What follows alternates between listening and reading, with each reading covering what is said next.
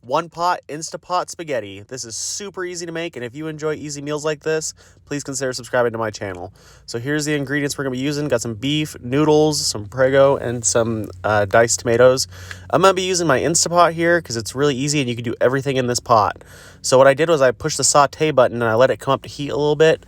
And once it comes up a little bit, not too much, you can almost put it in right away. I put the beef in, and then we're just going to mix it and saute it until it's almost done. I say almost because you don't have to get it all the way done, because when you cook this in the Instapot gets really, really hot with this spaghetti recipe. So if it wasn't done before, it definitely will be by the time you're letting the pressure out of the Instapot. So I'm just going to keep stirring along, getting it browned up. I really don't walk away from it. I keep mixing it until it's getting pretty close. So this is where we're currently sitting. So you can see how it's still a little bit pink. You could even be a little less done than this, but this is definitely good enough. So we're going to get the other ingredients added.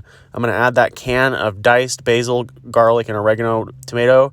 And then I'm going to add some of this Prego traditional sauce. So we're going to get those in. The tomatoes are in.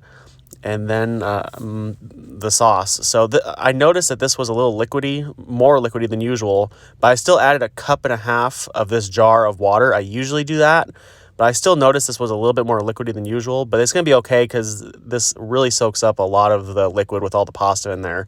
I added a half of that box of the noodles in there. I broke them in half, and then I stuck them in there, and I just try and get them submerged the best that I can. So once I get all that submerged, I'm going to get the lid on.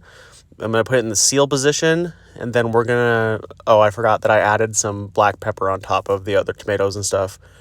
So get the lid on, put it in the seal mode, and then you're going to go down, you're going to cancel from the saute, you're going to push manual, and I went at 14 minutes for this, and then I'm going to do an instant release once it's done.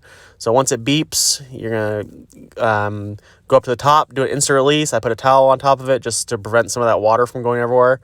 Don't be surprised if this takes a little bit to come up to pressure. It's a lot of water in there.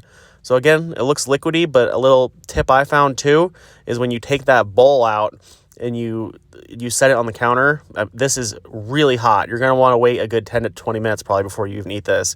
You can see it soaked it up a little bit, but then once you get your fork and you get it into a bowl, it's going to look a lot better, which I'm going to show you here in a sec.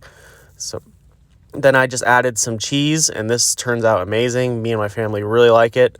So you guys should give it a shot and let me know how it turns out. And again, if you enjoy this kind of content, please consider subscribing to my channel. I post videos pretty frequently. Thanks.